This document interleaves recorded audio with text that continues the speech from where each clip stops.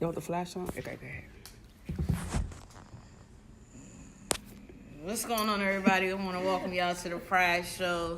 I'm your host, The Good Guy. We're going to kick it off by going around introducing you first. What's up? I'm Red. I'm Lauren. Shay. Toya. Oh, Anita. Free spirit. Free spirit. So tonight's topic is substance abuse in the LGBT community. So tonight it's a little touchy, but it's something that we need to talk about because you never really know. So let's define what substance abuse is. And do any of y'all know, or what do you think substance abuse is? When you overuse something. That's a good one. When you overuse something that alternate, your body chemistry or, just how you act and all that stuff. Substance. Changes your thoughts. Change your thoughts, yeah. Yeah, that's a good one. Mm-hmm. Anybody else? Ain't got nobody else? Is that flash bothering y'all? Okay. Y'all got real quiet. Say substance abuse, y'all get real serious on the topic. Everybody don't want to give all light topic. I mean, it's a serious topic, but you can still bring light to the situation to not make somebody feel so like, dang, you're judging me. Yeah, like, we can still talk about it. Yeah, if you got a problem, hey, let's talk about it. Maybe I can help you or you can help me and bring some acknowledgments to me. Right. And maybe I can help you and I can be able to figure out the signs or whatever. You know what I'm saying? So... No judgment zone. I don't want none of y'all on here to think that we judging nobody. Like, we love you all, and I mean, if you need help, somebody at this table, if you feel comfortable enough, reach out, talk to us, man. We willing to help anybody or anything like that. So let's kick it off with the first question. You know what I'm saying? Me? Free spirit, real free today, ain't you? Free today. Number one, according to the national survey, over 21.5 million American adults battle a substance use disorder. Wow. I would have never guessed that. Wow. That's a large number. I would have guessed it. Would have guessed that? No. Yeah. I guess you could think because people got stuff going on that people don't realize. Yeah. I was in the military. I got deployed. I came back. Hell, I had a substance abuse problem. Right. But I mean, people around me would have never thought. Yeah. Never thought. I call people like functional. Yeah. They go to work every day. They take care of their home, but they still have that. And it could be alcohol, pills. It could be all range of stuff. We all have our devices, So. well, yeah. You had some functional ones, and you got some ones that ain't functional. Ain't functional, but I get in the military because you hear a lot of people come back from the military. PAs, Not even that. Just stuff that you see and stuff that you experience in theater. Like, y'all can't relate to. You know what I'm saying? Like some of the stuff I seen, I can't relate to that stuff. Y'all can't relate to that stuff, and it's hard to talk about with people. Like, I came home, first question everybody, you kill anybody? Like, why would that be the first question in your head? Like, if that's what I had to do while I was there, why would you want me to relive that? Right. Yeah, like, why would you want me to relive that? So, Right. So they can feel like they live it's through decent, you. but I mean, it's different. Like, even just time zone stuff. I was addicted to sleeping pills. Like, just the time zone difference. I had me jacked up. So I would be out. I would be roaming at 5, 6 o'clock in the morning because over there it's like 12 in the afternoon. So I'm just like roaming around my house like Can't sleep. Can't can't sleep. sleep. Yeah, exactly. Yeah, it's hard. That's real. Yeah, well, I guess now since you say that, people look at substance abuse and look at the numbers and not really thinking about. They just looking, I think, at alcohol and cocaine or some heavy drug, but you're not really looking at other things that people really might be addicted to. I'm going to Walgreens. And addiction to substance abuse to me means I feel like it's just a variety of things, like smoking cigarettes. That's true. It might not be as bad as that, but for me, still it's pretty hard. substance. It's pretty hard It's for a me habit. to quit because, like, I have a routine. I get up in the morning, even if I don't smoke the whole cigarette, I'm lighting the cigarette Right. after I eat. I light a cigarette. If I'm hungry and I don't feel like eating, I light a cigarette. Right. And I feel like if I break that, I feel like I'm gonna gain so much weight. I did. I gained 30 pounds since I quit smoking cigarettes. Because you get the munchies, so it's like now I didn't drop that habit. Now I done picked Yeah. up something else. I'm like, I stopped smoking cigarettes. I lost my weight because I ain't had no appetite no more. I hope I get that one. I'm That's gonna just bring like it. getting home from work. If you have to have a drink every day to unwind, that can start to, you know, be a problem. That you because you have to have it. Yeah. Food can be a substance abuse too, because people, you know, that's a substance. You know, It's not.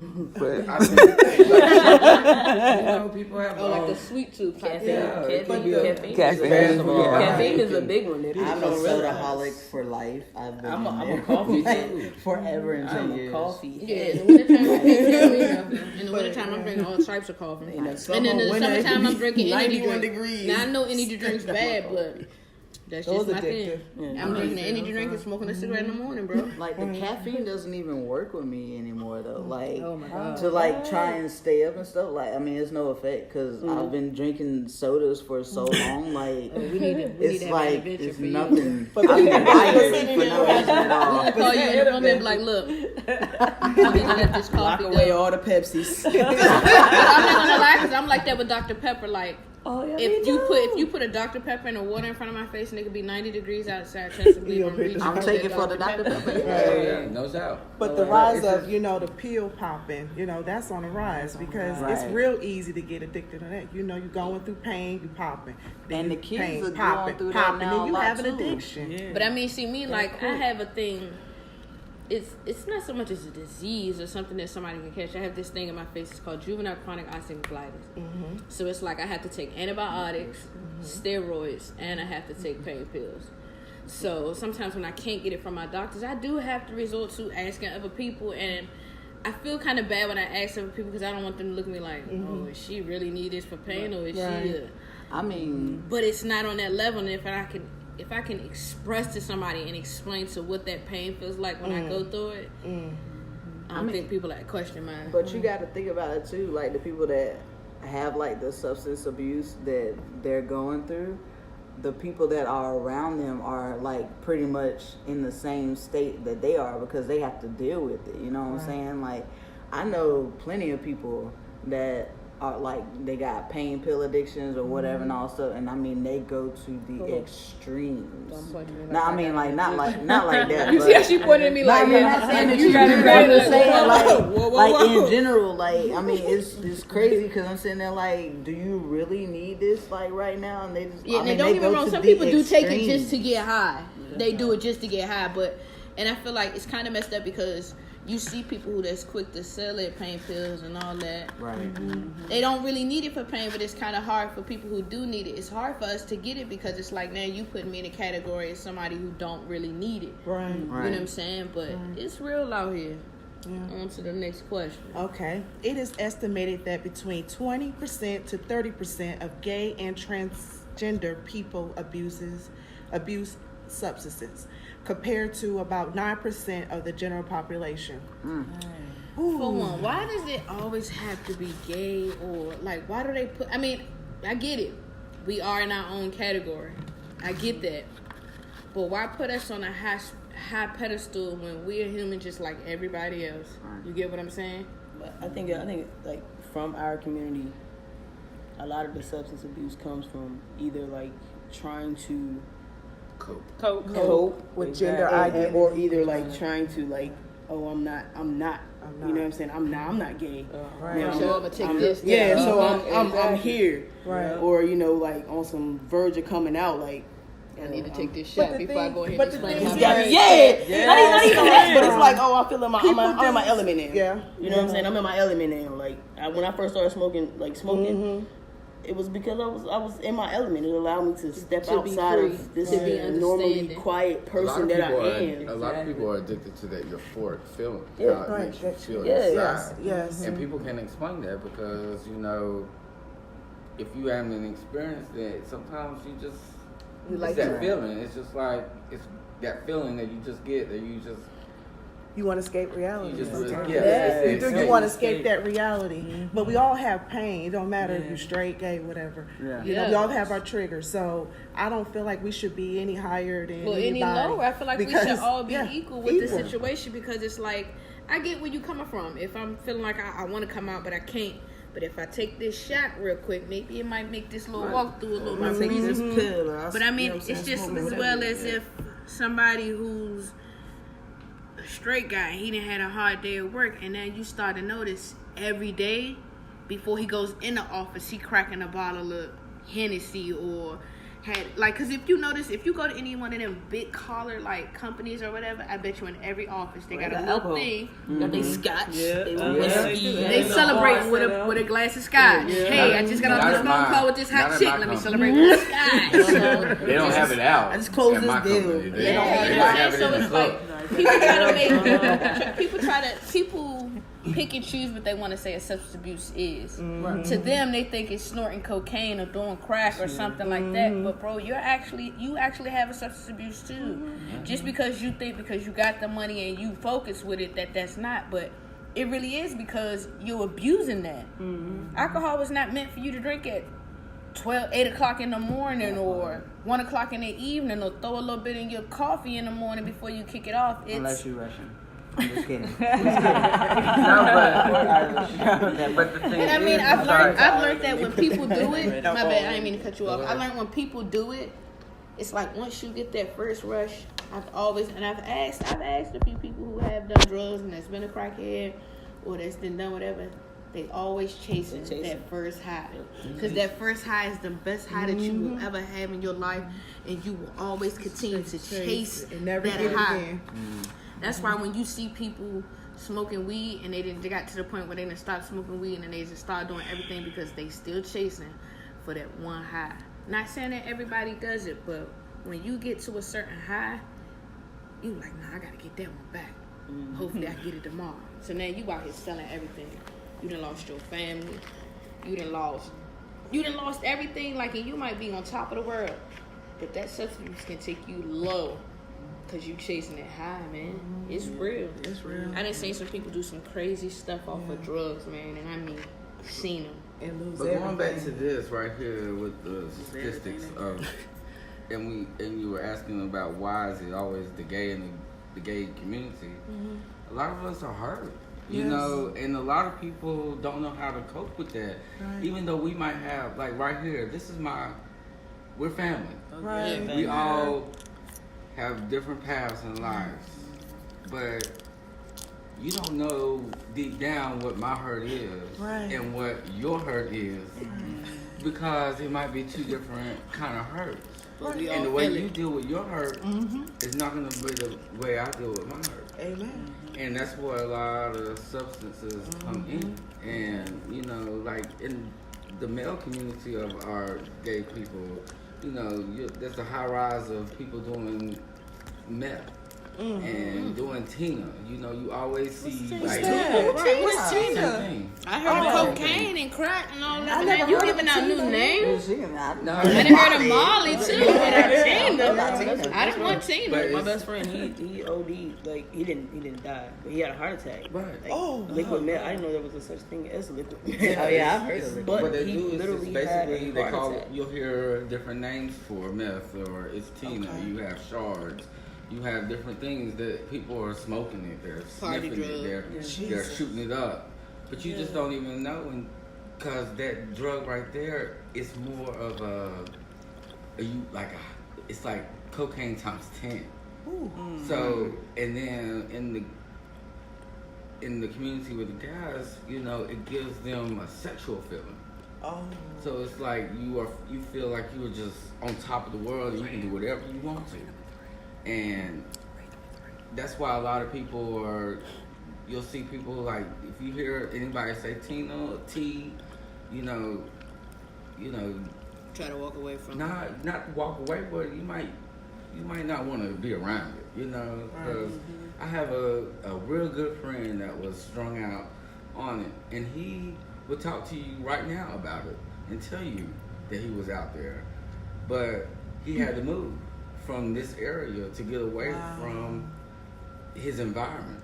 And that's what sometimes it takes. It takes for you being in a certain environment to know that if you could pick up your rock bottom, that's good because it's like and it's time for you to go and see another season, travel somewhere else because you never know. Because if you stand in one spot, you could lose your life. But if you get up and you move, that could be the change that you needed. Yeah. And nobody else can help you if you don't want to help yourself. Right, and that's the first Straight thing. up. That's the first step. That's the first step. It's admitting it, and then secondly, I guess you gotta Want it for yourself. But that's the hardest step, is admitting it. Yeah, That's the hardest step. You know, to look in the mirror and say, I have a problem. I have a problem. Yeah. I need to get help. And then getting That's out of hard. that toxic environment. Yeah. That part. Because even though, like, some people don't know, like, you thinking, like, we all cool and you know I do this, but it's like, you still handicapping me at the end of the day. So when I admit to myself that I do want to change, now you got friends looking at you like, why, bro, you good? Like, you straight? You woke up this morning, like, but I need to separate myself from all you guys because if I don't, the next time y'all see me, it'll be in a casket. So, and if they're your true friends, they need to understand that. And then people who enable people are another thing. You know, if you don't know what an enabler is, it's somebody that, let's say, they know you have a problem, and they're gonna go out and be like, "Oh, you know what? I got a deal over here. Yeah, I can get this for you." You know, that's another thing that we see in our community. You know, we consider ourselves family, and so I trust you. Right. So once I have that trust, you know, I might have a problem, and I might tell you what it is, but you know, one day I might say, you know, anybody that got such and such, and then if you say yeah, you're enabling that person. You're not helping them. Right. But like we said, you have to start with yourself first. Yeah. You can't blame it on your society, where you're at, Your surroundings. because you don't go home with me. You don't go home with me. I go home with myself. Yeah. And I if I gotta can't look take at care of myself. me, then I can't help you. You know. Yeah. But like you said, if you, in my opinion, if you don't enable somebody, they might get the picture a little quicker. Because the more that you condone what they're doing, they're going to keep up that behavior. Yeah. So I had a family member call me this week and say, "Oh, I need money." But I know what you need money for. Right. So therefore, I don't care who you are in my family. You got to get yourself. It's time to get yourself together. Right. Because if you do, it's just like, you're going to call me next month with the same situation. Right. Right. But if I stop it right here in this foot track, you won't. Right. Yeah, if I stop it right now, maybe you'll catch the picture like, all right, maybe I do need to chill out when I can't take it. I feel like you have hit rock bottom when you can't support your own habits. Or pay your bills. And pay your bills. And not saying that it's like you got to continue it, but make sure you pay your bills. Don't want you to think I'm condoning it. But, like, that should be a real eye-opener. If you can't pay your bills because you just spent all your money on trying to get this high or chasing this alcohol or chasing whatever, like, stop doing it. Because I feel like anything else I say, it might seem like I'm condoning it. You get what I'm saying? Right. You ready? Question number 3. All right. National research has shown that substance abuse is twice as prevalent in the LGBT youth. In LGBT youth compared to with their peers. No, I don't think that. I believe it, but I don't want to believe it because where I grew up, we didn't have a lot of gays. Like where I came from. I think it's I something think so about too. In our age range, I would probably say it's a lot more, but because like now it's a little bit more They're putting a bigger accepted. spotlight on Yeah, it's mainstream. It is. It's all right. You got Exactly. your classmate right here, your classmate right there that might be gay or whatever. But like when we were in school, like it wasn't was a way to cope, like we said before. cool. You know what I'm saying? Like it wasn't an option. Right. You know what I'm saying? So I can see where then like the drug use, the substance abuse might have been like higher than among our straight peers, Right. Yes. or whatever. Especially Just on some like coping or trying to like fit in, or I don't really want nobody to know I'm gay. Like I'm gonna go to the party and turn up and do whatever. You know what I'm saying? Like try to be normal. Right. You know what I'm saying? I feel like I kind of like believe it because it's like nowadays when you see younger people at the club or whatever, knowing that they can't drink, they got the big eggs on their hand, they still trying to think it's cool. Hey, let me get a sip of your or can I hit that blunt? And nowadays, I feel like younger people don't really care. I can be them rolled up something. You didn't see me roll it. They don't care. Like they just willing to catch that high. Like I feel like if you are gonna do it, be safe about it. I know it's not really a way for me to say be safe about it, but you have a lot of people out here doing crazy things to all different types of things. So it's like, please be careful, because you could be out here chilling. You could be the smartest your class. You could be the top of your class. And then one day you got to hang out with your friends and you done drunk something. And now you went in the mental hospital, or you can been out here the star football player, the top cheerleader, whatever, and you done hit something, and now you in a coma, now you paralyzed. Like, these youth nowadays don't care long as they can get high. But their influences are different. Like their influences promote drug use, whereas like our influences promoted more like drug distribution and things like that. You know what I mean? I mean, really, like our influences musically and like movies and stuff like that. It promoted, like, I'm a hustler. Their influences promote like I'm a hit this addict. Like, let's get high. Let's just see what let's it get high like. or whatever. It doesn't matter. Let's take this Molly. Let's see where it takes us. When it's just like you don't know what they put in there, bro. It promotes drug use. Their influences and promote I get you, drug use. When we listen to music, it's like, shoot, let me see I can sell this. Yeah, let me see I can get off like Biggie. And their joints is more like, yo, I'm on these perks. I'm on these things. I mean, that's what they're listening to day in and day out. So that's what they're feeling. And those people ain't really living ain't their doing life. that. They're telling you to do it. And that's the bad thing, because it's like you hear songs nowadays, like all of them are popping a perk, living, you know what I'm saying? So you got them kids like, well, shoot, let me pop this perk, let me hit this Molly, let me see if I can feel like I'm Offset or Take Off, or, you know what I'm saying, Beyonce, or not saying that these people per se. I'm Beyonce. I'm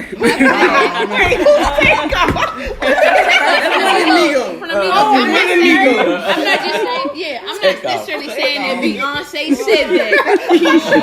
I'm just saying, like my sister now. We done got the beehive started. I'm just saying, like, Get out your you feelings. hear so many rappers and just stuff like that, like you hear them saying it, so it's like when you hear it, it's just like, shoot, but let me see if I can be on that level. And when you go out to the club, you see some people and you see them all on the dance floor and we looking like they having a good time, but the whole time they probably done pop something and they just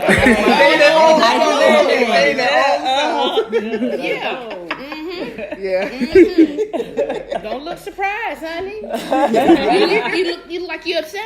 No. You did something you wasn't supposed to. You be the one in the club all over the place. You look like Lauren is going off, honey. 12 years ago, before I started my job, yes, I did have some extracurricular activities. And I mean, we all have. Experimenting and having a legitimate problem. I was. Look, he's so funny.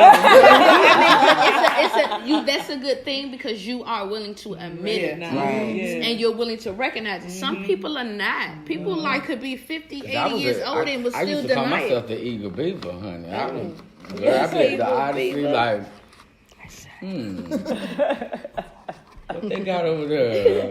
Double stack, triple stack? Yeah, that's how it used to be. Alright, let's read question 4. But that's how it was. Is LGBT individuals are much more likely than heterosexual individuals to have depression, anxiety, or other emotional or behavioral problems, and to think about or attempt suicide, all of which increase the risk of substance abuse. Which I would say that's accurate. Oh yeah. And I believe that all the way.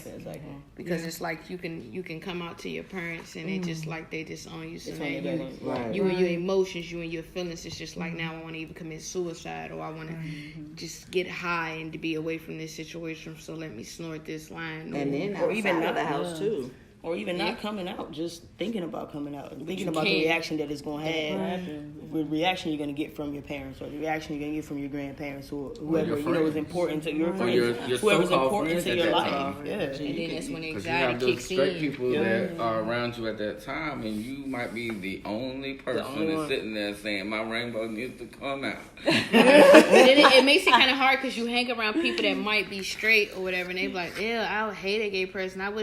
I cannot believe, like, I would hate if one of my friends, so now you looking like, let me just go and sit can't back. do Like, that. I thought I can't be me now. and tell you today how I am and what I've really been holding and really been depressing. But now I guess I'm gonna just keep this to myself and go ahead. Pass Those me the be the blunt. people that Right. you gotta leave the Breadcrumbs. breadcrumbs. We do this together. Here, Right, because obviously I can't come out to you now, so Right. you just go back in my company. But those are the type of people that you leave like the little breadcrumbs for to see like, oh, okay, like how would you, okay, so what would you do if, like, or how would you feel about, you know, like those would be the people that you be like, oh, okay. We play AAU. A lot of us was getting bent, man. Y'all ain't know. Y'all didn't tell me. A lot of us was getting bent, and honestly, all of us that were getting bent came out later. Yeah. You feel me? Yeah. Like we was getting bent. We was on the AAU trips, hollering at dudes, and you know what I'm saying, chilling, and but that wasn't the flow. That wasn't the real flow. We in the room getting towed back, Right. like on some real 13, 14. Like we getting towed back. That's all. I wasn't and into it's- that. That's the thing. I wasn't into that. My thing was I was depressed all the time. I always was thinking about suicide. That was my thing. I was always depressed. Anxiety was always high. So my thing was I just wanted to end it. That was my thing. And it took me years, up to like a couple of years ago, just to get that demon out my head that I want to take that, you know, take my life. Right. You know, so everybody escaped different ways. Yeah. But, you know, even when I was doing group therapy and people around me had, you know, substance abuse for different situations, but we all was in there because we all was hurt. We all was going through something. Yeah. So I'm just like, everybody have their escape different ways, you know. They really do. And it I mean, takes and we're coming into the lifestyle depressed already. So Right. we don't feel like we're gonna be loved. Right. Yes. Been hurt all your life. It is wrong. Yes. So then, Hell, Right. you know. so then you turn to the wrong people to be around. Right. And Yep. substance abuse and It's stuff right like there. that. Right. You know, Easy and access. you just gotta find your way, man. And nowadays, it's so easy for you to get anything Right. nowadays. Yes, it is. Social media has made it beyond easy. You see people on Snap Where the gas posting at? right, with a gas or Yeah. posting a picture of their gas, Yeah. talking about I got the gas to On the 235.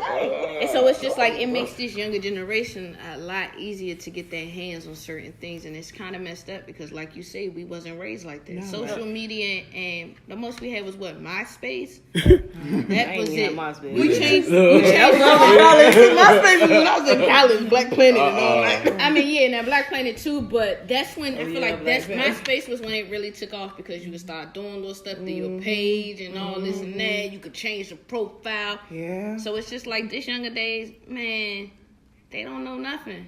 It's sad to say it, but you don't see kids in the house reading a book. You don't see kids go outside. See, that's getting exposed to too much. 'Cause They are. when we was growing up, if our wasn't. parents did smoke marijuana, They tried to hide it. They They tried to hide it. They tried to hide it. Put it outside when the other room between posts come in. Yeah, don't you come in this room, this grown folks. room. Yeah,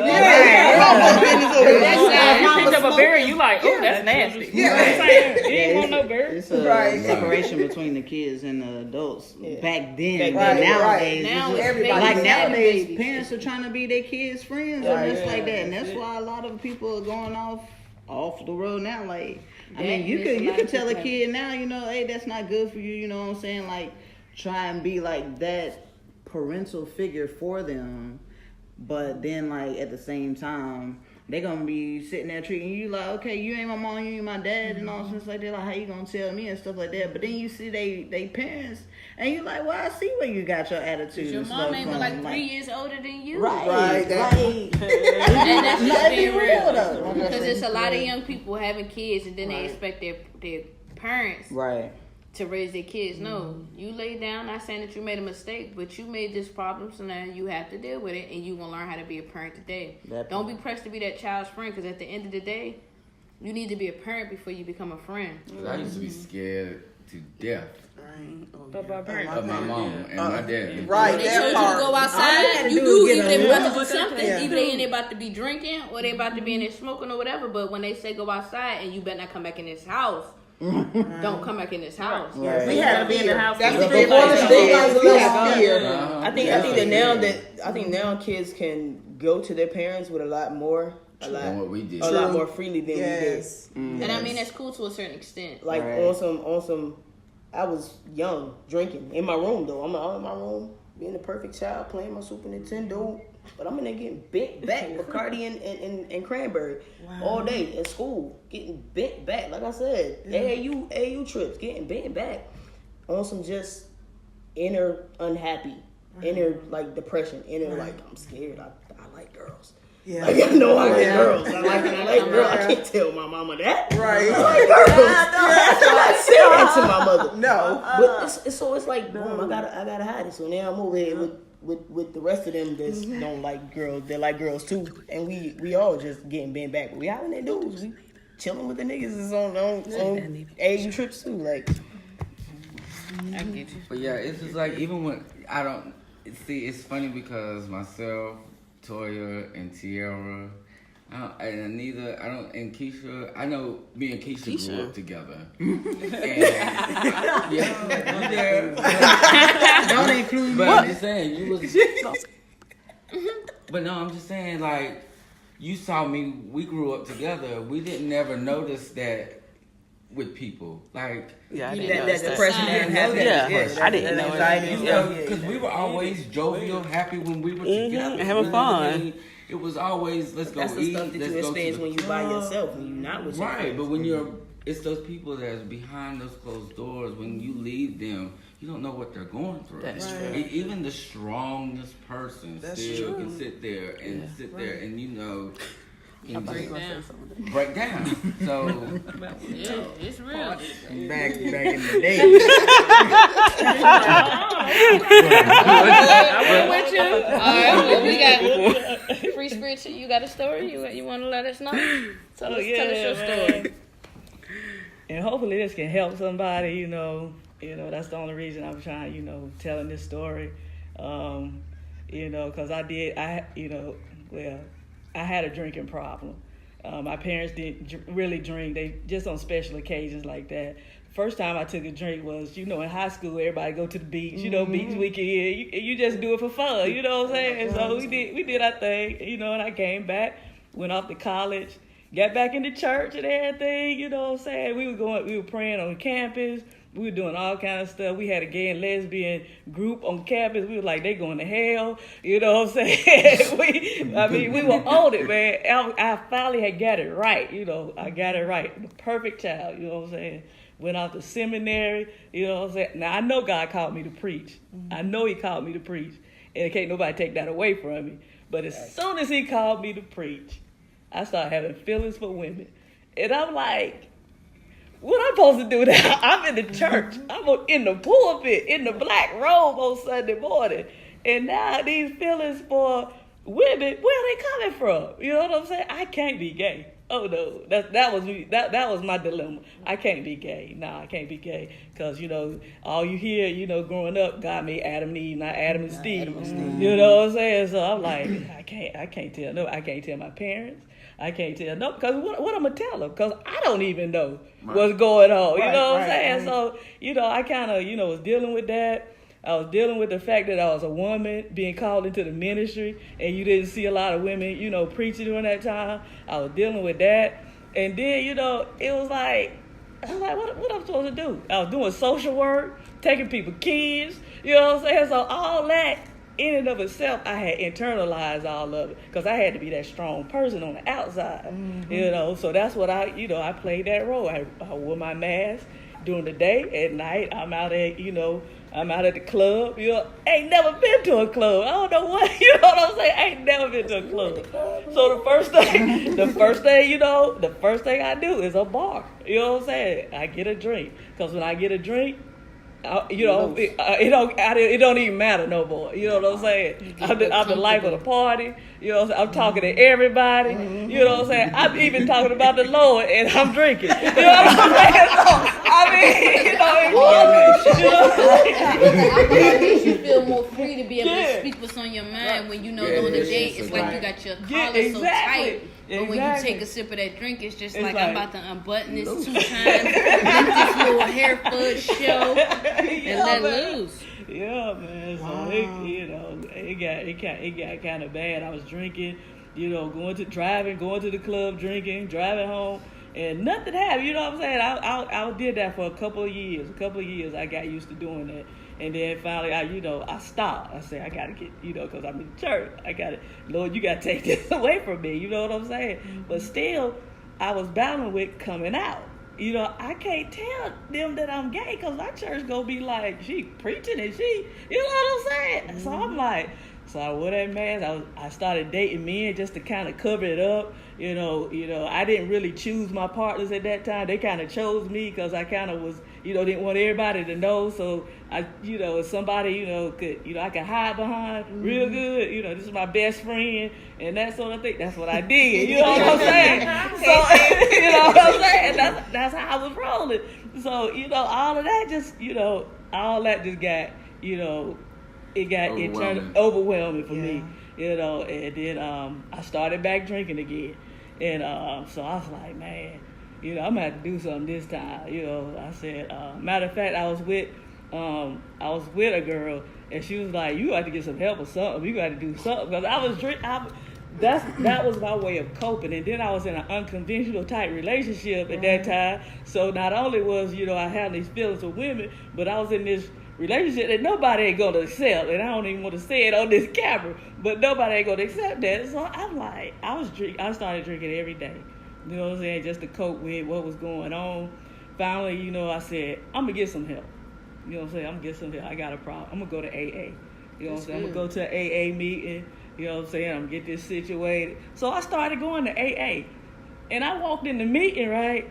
And everybody sitting up in there, I lost my family, I lost my job, I lost everything I had. I'm like, man, I ain't got no problem. I ain't lost nothing. You know what I'm saying? I got a job, you know what I'm saying? I'm working every day, you know what I'm saying? I'm paying my bills. And if I want to take a drink, I can take a drink if I want to. I ain't got no problem. So you was in denial. So it was like you was with it, but then you was also in denial at the same time. At the same time, yeah. So I was in denial. You could not tell me I had a problem because I was paying my own bill. I had my own stuff. Couldn't tell me, you know what I'm saying? It was my right to take a drink. You know what I'm saying? Y'all don't know what I'm going through. Right. So, I did that for a long time. Finally, I moved here to Winston, got my own place. So everything in Charlotte was like behind me, so I ain't have to worry about, trying to, be this for the church, trying to be this over here, trying to be this person over here. I ain't had to worry about none of that. I'm in Winston now. Nobody know me here, you know what I'm saying? Now I got my own place, you know what I'm saying? So, everything's chill. So, it was good for a while. And then, the drinking came back. Alcohol, it's kind of tricky, man. It is. It will follow you, man, because I really tried to stop. Yeah. That's why they call it a spirit. Exactly. You know what I'm saying? I'm drinking and ain't even nothing really going on. You know what I'm saying? And then it got to drinking every day. You know what I'm saying? I'm at work thinking about what I'm going to drink when I get home. You know what I'm saying? Because I'm at home by myself. Ain't nobody there. You know what I'm saying? So I can drink whatever I want to drink. I'm grown. I can go in the ABC store, buy what I want. Come home, drink it. Drink it every day. Drink it every day. Drink it every day. And finally, it's one night I was hanging out with some friends. We were drinking. We were, drinking shots or something. Drinking shots and everything. And then they left. And I'm in the apartment by myself. And I'm like, dang. And the thing about it, I knew I had a problem when I couldn't remember what happened the night before. You know what I'm saying? And, I was like, I can't be doing it. You know what I'm saying? So I got up the next morning, and my heart was beating, like, real fast. It was beating real fast. I was shaking. Like, I was like, what is going on? It ain't never happened, before. So I'm in the house by myself, so the first thing I do, I call 911. So now, I'm in the back of the ambulance on my way to Forsyth Medical Center. Ain't never been to the hospital before. Oh, my God. You know what I'm saying? So I'm in the hospital, man. And the doctor came in there. I was like, man, my heart was beating fast. I was shaking. He was like, you must partied a little too hard last night. So he kind of already knew, but I'm like going crazy because I don't know what's going on. And so after that, I said, okay, I really need to do something, because during this whole process, I ended up with a DWI, never been to jail, never been arrested, you know what I'm saying? And I think that was kind of eye-opener for me, and it kind of, got me back into trying to find help for my problem. But at the same time, it was a process I'd never been through before. You know what I'm saying? Now I gotta go to court. I got community service. I gotta get this machine in my car. I gotta blow in this machine before I crank my car. You know, who wouldn't take a drink? You know what I'm saying? So, but it's like when people, like how you said you went to the AA and people all in there talking about I lost my family and I lost this. You might not have lost your family, you might not have lost that, but you had to give up a lot. Exactly. You lost yourself. Exactly. Right. I sure did. That's the biggest thing. Yeah, man. And it was There's a little bit more of yourself to every time you go back to it, because it's like you can hear in your stories that it's like you'll stop for a good period of time and you'll do well and you think you to put it behind you, but then it's just like you haven't really, it's not really fully out your system because it's like you go right back to it. Because it could be a small thing. That triggers it. It can trigger, or you could be celebrating something. Exactly. You know what I'm saying? You can let's just say you ran out of gas and that just you know what I'm saying? I got my reason. You're like, oh my God, oh my God. I got my flask. Or you get a promotion at work. Let's go out and drink. So let me ask you this: how many years have you been clean? Or not? Even if it's not years, how many days or months have you been sober? It'll be 9 months in July. That's what's up. All right. And I'm rolling with it. Yeah. Now, are you one of them people like? Cause she says she feel bad that she offer you drink. Are you one of them people that can't be around? No, I mean I didn't know. And I'm telling y'all, I was okay with my bottle of water. I did, if people was drinking. I was. Like, drink it. No. She like, I don't drink. Remember at the party, you turned it down. It was free alcohol. Yeah, You said free. it was free alcohol.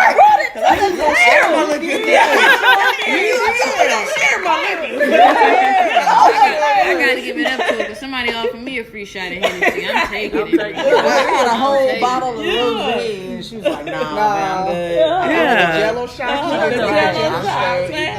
They're good. That's good. Yes. 9 months, bro. You should be proud of yourself for that. 9 months, because a lot of people can't even do that. You know what I'm saying? That's a big I step. can't do it. You know what I'm saying? That's a big step for you to been battling with that for some years, and to be able to say that you got 9 months under your And that's serious too. Like I said, I was joking with, I call it the sodaholism, you know what I'm saying? But at the same time, like real talk, I'll try and tell you, I've tried to quit, like, the sodas and like everything, like, cold turkey. I mean, just for like weight loss and then, the sugar intake and then all the caffeine that I could go through like a 3 liter in like under hour, 2.5, 2 hours. Like, that was just like, chug, like it was nothing. Or like, he was just like, Jesus, like, can you stop drinking? And I'm just like, it'd be real like that. But I promise every time that I've tried, and I was like, man, this is what addiction feels like. Like, good gracious, like, please stop it. Because I would have like migraines out the butt. Like, I'm irritable, I'm shaking, like, I'm mad at the world, and then all of a sudden, like, as soon as I get like another soda or whatnot, like, I'm straight. Like, I'm just like, it's crazy. I'm cussing out the world. Right, like, it's crazy. So Anita, what helps you stay clean? I go to AA meetings. I went back to AA. I went back to AA, and I heard their stories. You know what I'm saying? And I don't really talk a lot in AA because I really don't know the people. And, I'm the quietest one, but every time somebody tell their story, I can find something in their story that happened to me, that relate to me. And I was like, nah, for real. You know what I'm saying? I did have a problem. You know what I'm saying? So AA, my sponsor, you know what I'm saying? He's been, we friends on Facebook. Shout out to Kevin. You know what I'm saying? So let me ask you this. If somebody right now needed some type of help or some type of sponsor or just somebody to talk to, how could they get in contact with you inbox to help me. them out? Yeah, inbox me on Facebook. Call me 704-968-2897. You know what I'm saying? Right. It don't matter what time of night. You know what I'm saying? It don't matter what time of day. That's true. It might be a lot of people in here looking and don't really have that help, but them hearing your story might have made them want to reach out for help. So if anybody on there need help, man. And that's for anything. That's for any of us. That's definitely. Man, that inbox, definitely. I'm there. No matter what time, man, hit somebody up. You don't have to take this step or this walk by yourself. Exactly. Right. If you want to really let it go, first you got to admit it to yourself. If you can't admit it to yourself, I can't help you, or none of us here at this table can help you if you can't admit it to yourself first. And that's just real. Right. But we here. We here though. Yeah. Because we all have issues. All Been have through something. issues. Yeah, we've all been through something. We all have a hurt. Everybody We got have a a- story. yes. Everybody got their Going own through testimony. something. Everybody got a story. 'cause That I tell testimony. you, Everybody got their own I- testimony. I had an addiction. What was your addiction? My addiction back in the day was ecstasy, cocaine. I could tell you if it was there, if I could find it, I had it. We was doing it. How long you been playing? And it's been 12 years. Wow. I got a job that, you know, You got that made me want to stop Right. those hard drugs and do that because you know I might drink here and do what else I have that I do. I know people from my job are looking at it, so I can't. But it's just that stuff, cocaine, ecstasy, you know, Molly, you know, I've even been out there doing G, and if you don't know what G, that was the date rape drug. Oh, You know, Wow. I see a lot of that, like with yeah? gay males. Yeah. Because my best friend is a guy. He's a gay male, and he's like I said, he OD'd on the liquid meth and all that. Had a whole heart attack. Why do you think that is? Like, what? Because it's like, as a gay male, you know, women, I look at it like this. A lesbian, if you say there's a lesbian over a group, lesbian couple over here, and you got a gay couple over here, you know, people are going to look at the lesbians and be like, that's cool. Yeah, You know? that's true. You know, because that's glamorized. You know, you got two women doing something. You know, that's Then I just- watch. But you know, I really don't want to watch. It ain't what you think it's gonna be. but if you see two lesbians, they're gonna be like, "Yo, that's cool," you know. But you gonna sit the gay and they're gonna be like, "Well, that's disgusting." That's Right, yeah. You know what I mean? I've And that seen hurts, you know. And then so, my thing was, it was the cool thing to do back then, you know. Lauren out there, jovial, happy, smoking, drinking. Let me do this. I got it. I can call my homeboy real quick. Do this and do that. That made me cool to everybody. But I was hurting at the end of the day because at the night when I went home, it was me trying to come down from That All high. of that high. Yeah. And as I'm coming down through that high, I'm sitting there All like, the emotions. oh my gosh, like my mom, my dad, my grandma, my cousin, oh Lord, the church. You know, Oh, yeah, sitting the there, church. that's number one, you know. Because I'm gonna admit, there's been times that I was sitting in the choir stand and I was still tripping on acid. And I was sitting there like, Yeah. doing this. Like, oh my God, like, why am I doing this? But At that I point was in hurting time. because hurting, I yeah. couldn't go to nobody in the church and be like, You "Guess can't. what? You can't talk to I'm them. You gay." could have came to me. Girl, you was gay too.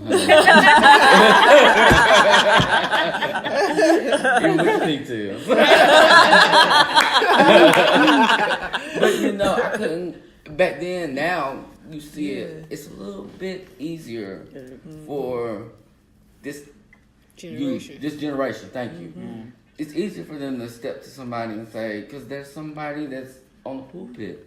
There's somebody in the deaconess board that you know that they gay and they got a wife that's in the usher board. I think it's or in the I school, think or in it's the school, the guys I think it's counselor. because even though we all have a story and we went through things a little different, I'm kind of glad that what we went through and people before us in the community went through. So the youth now, they don't have to go through all that.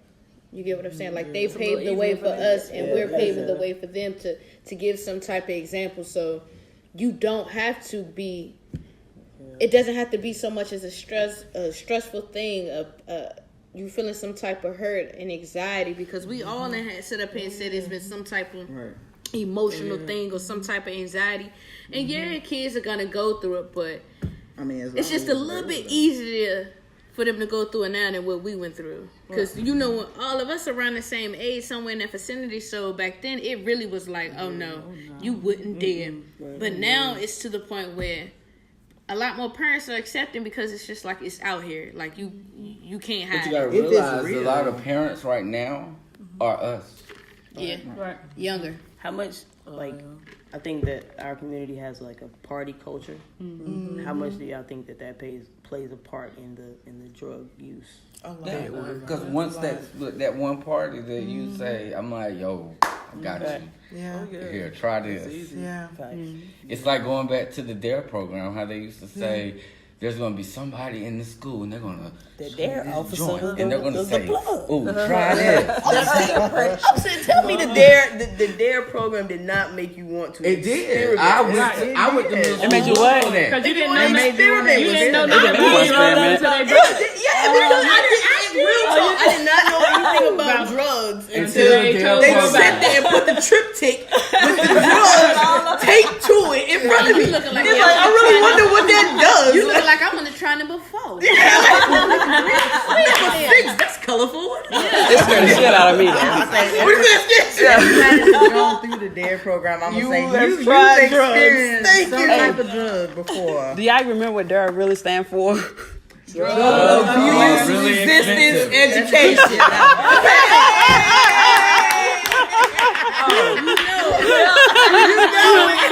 I got my certificate and everything. Drug abuse resistance education. Okay, I thought it was drugs. I didn't even remember. You know what? I thought they meant drugs are really expensive. Yeah, Lauren. I had a crush on my DARE officer. The only reason I really paid attention. Officer Jones, shut up. You are terrible. Your drugs are really Everybody done failed there. That is funny though. Like you said, parties are the main way to catch it. Like somebody throw a party and that's on and popping. Somebody can say let's have a party and the party could be dead until that one person comes in there and say I got this for you. Just open up a jacket like back in the day when you used to be walking in the street and they got all the jewelry on and all that. Nowadays they got weed, Molly. They didn't do that down here.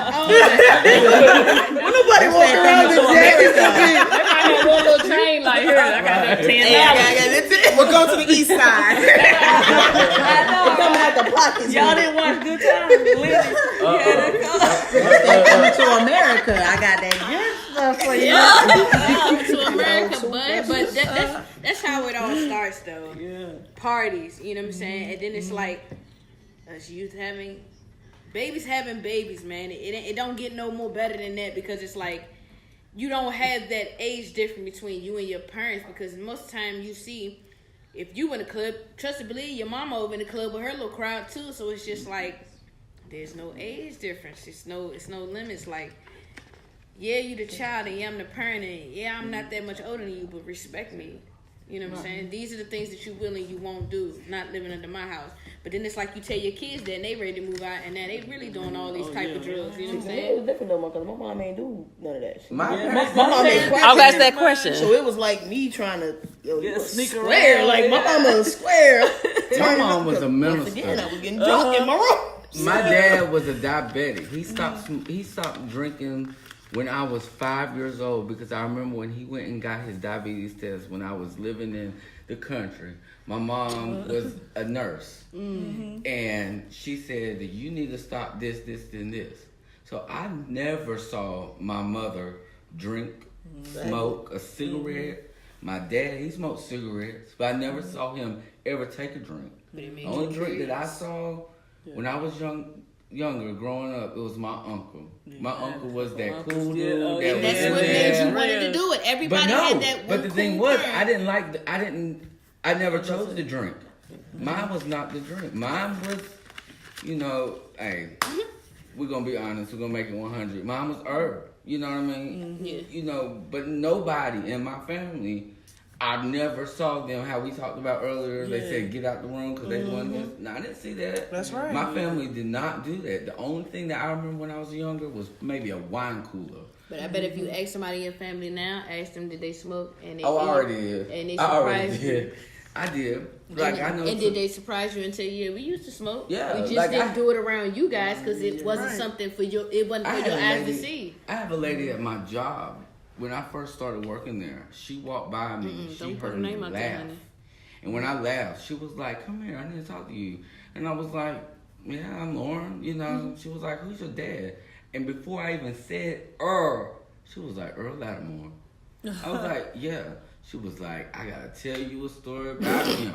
Oh man. You know, we used to do this and do this and do this. And she Because was a lot of telling- parents, like, if you had kids, you tried to go to one of your friends' house that didn't have kids, so y'all can all just hang out and you ain't got to worry That was about my the kid uncle's coming house. out the room. He didn't have kids. They had the Crown in the bottle. They had the Hennessy. They had the Pepsis. They had all that stuff. I remember like going in rooms that were smoky, but I thought it was a cigarette. I didn't think nothing about it. I didn't know what that smell Came out was. feeling good. And we also need to quit, like, we all have that one family member.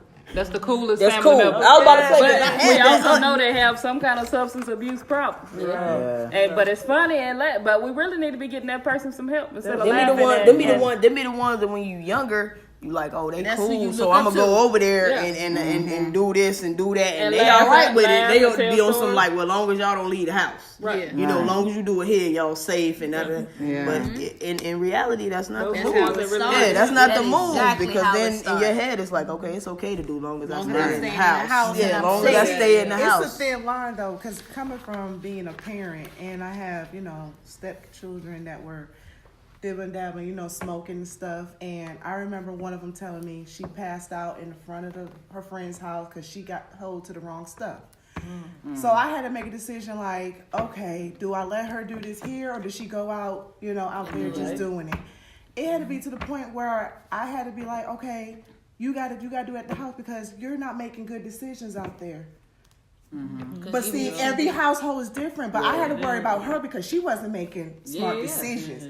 I mean, And- I understand fully because I mean, like with my daughter or whatnot, like if anybody comes around her or like in my house or wherever we are together and stuff like that, like I don't care if I'm at your house and stuff like that.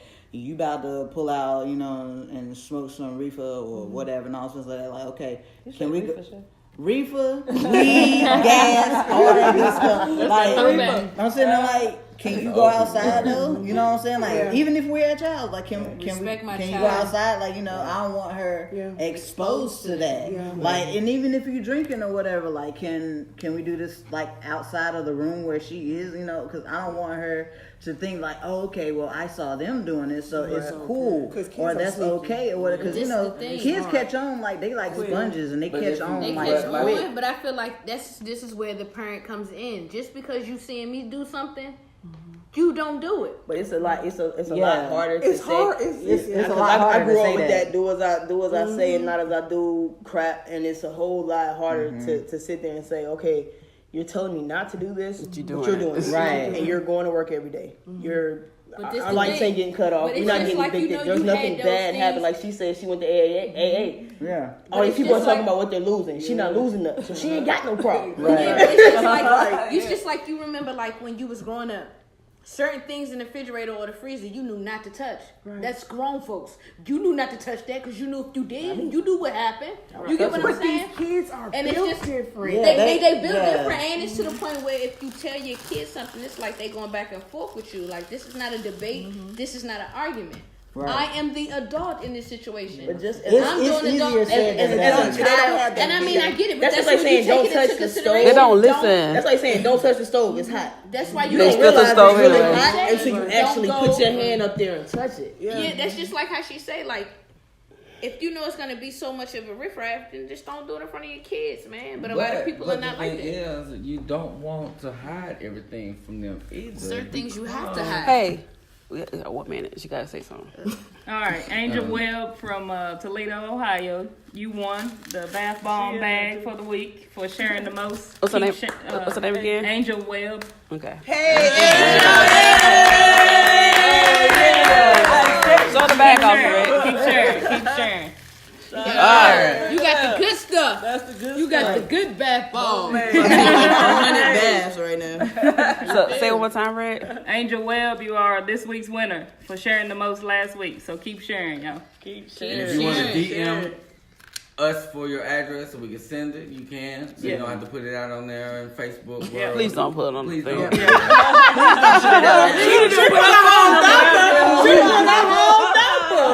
gonna be changing her number next week. Pull your screen down. You probably got like, thank you for sharing. Thank you so much. All right, y'all. We appreciate y'all. We love y'all. Again, if you know anybody that has substance abuse or anything like that, far as anything along the lines and need help, contact one of us here. We'll be able to help you and lead you in the right direction. You know what I'm saying? We love y'all. We appreciate y'all. She did. Thank And you so continue much. to watch. Tell a friend and tell a friend. Hey, she tuned in. Hey! Go ahead, girl. But tell a friend and keep sharing. Spread the word, man. We love y'all. Love you. Love y'all. Love y'all. Love is in the air. This joke always saying. Love is in the air. Huh?